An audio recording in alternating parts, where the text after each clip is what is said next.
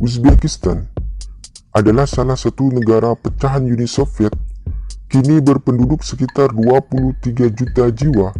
Sebagian besar mereka memeluk agama Islam Sunni, bermadhab Hanafi. Agama lain yang berkembang di sana adalah Kristen Ortodoks, Yahudi, dan sebagian kecil ateis. Sepintas, bila dilihat dari bangunan madrasah yang megah, masjid, dan tata krama penduduk di sana yang gampang melafalkan kalimat Assalamualaikum, ada rasa bangga sesama muslim bahwa di negara yang baru merdeka 1 September 1991 itu Islam masih kokoh.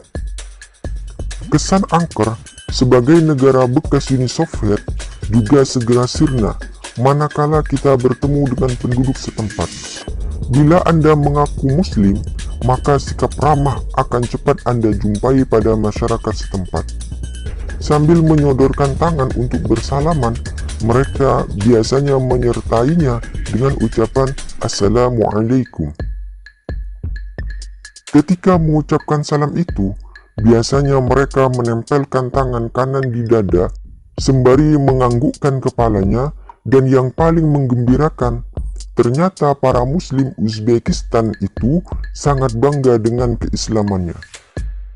Melihat kenyataan masyarakat Uzbekistan yang seperti itu, barangkali akan mengubah persepsi kita tentang pemerintah komunis Uni Soviet.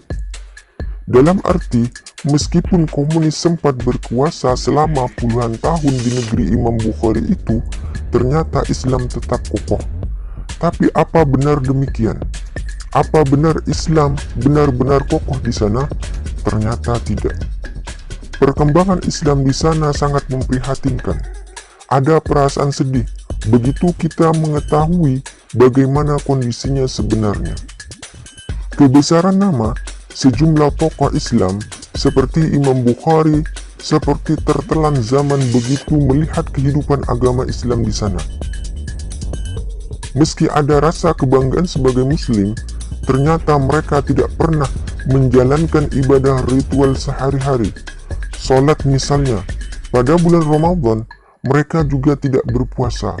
Mereka bahkan terheran-heran ketika ditanyakan mengapa mereka tidak salat dan puasa. Banyak di antara muslim Uzbekistan yang tidak tahu bahwa salat, puasa, dan rukun Islam yang lain merupakan keharusan setiap umat Islam untuk menjalankannya. Selain itu, larangan Islam seperti minum alkohol atau minuman keras juga sudah menjadi bagian dari kehidupan sehari-hari mereka. Alasannya untuk memanaskan tubuh mereka, terutama pada musim salju. Dan anehnya, sebelum menenggak minuman keras itu, mereka tetap mengucapkan Bismillahirrahmanirrahim. Hal lainnya yang sangat memprihatinkan, meskipun jumlah masjid tidak begitu banyak, tetapi tidak banyak pula orang yang sholat di sana. Di masjid tertua di kota Tashkent atau ibu kota Uzbekistan misalnya, terlihat hanya orang-orang tua berumur di atas 50 tahunan yang masih rajin sholat. Pemandangan seperti itu juga terlihat di Masjid Imam Bukhari di Samarkand. Keprihatinan tentang kondisi masyarakat muslim di Uzbekistan ini akan semakin bertambah manakala kita menengok sejarah Uzbekistan sendiri. Sebelum dicaplok oleh Uni Soviet yang komunis, Uzbekistan merupakan gabungan dari 3 buah kerajaan Islam, yaitu Bukhara, Khiva, dan Kokand, yang pada tahun 1860 sampai 1870 berada di bawah pengaruh Kekaisaran Rusia. Ketika itu, agama Islam begitu berjaya di daerah ini. Beberapa kota di Uzbekistan seperti Samarkand, Bukhara, dan Khiva merupakan pusat peradaban Islam yang dikenal sebagai jalur sutra yang menghubungkan Cina dengan Eropa. Samarkand merupakan tempat dimakamkannya Imam Bukhari. yang dikenal umat Islam sebagai salah seorang perawi paling otentik ribuan hadis Nabi Shallallahu Alaihi Wasallam.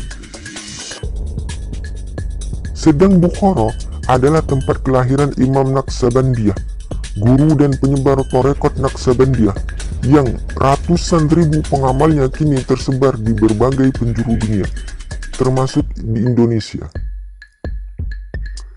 Sisa-sisa kejayaan Islam yang masuk Uzbekistan sekitar abad ke-8 Masehi kini masih bisa terlihat pada kemegahan arsitektur tempat-tempat ibadah dan pendidikan di negara itu. Dan yang paling menonjol adalah kompleks makam Imam Bukhari.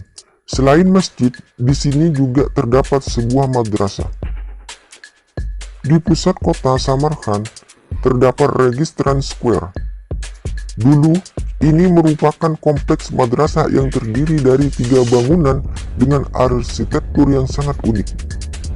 Samarkand memiliki kompleks Sakti Zinda sekitar 1 km dari pusat kota. Kompleks ini menggambarkan kota tua zaman kerajaan Islam sekitar abad ke-14.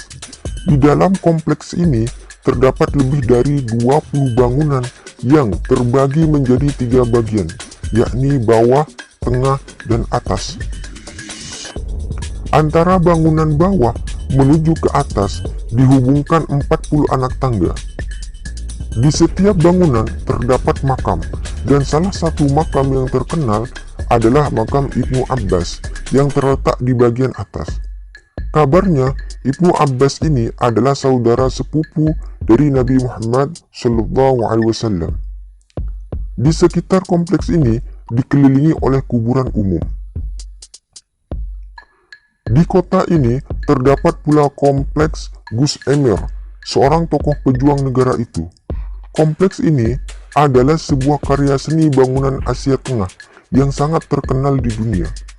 Konstruksinya dimulai tahun 1403, yang kemudian dihubungkan dengan kematian Sultan Muhammad, cucu Timur Leng. Di kota Bukhara terdapat sebuah makam Samanid. Ini merupakan bangunan pertama di Asia Tengah yang dibuat dari batu bata. Bangunan berkubah ini dibangun oleh Sultan Ismail Samani pada akhir abad ke-9. Menurut cerita, kubah ini merupakan simbol dari keteguhan hati.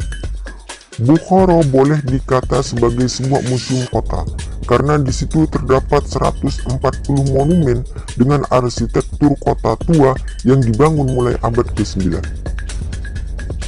Di sini banyak terdapat bangunan istana, masjid, dan tempat kegiatan keagamaan yang sampai kini masih terpelihara dengan baik.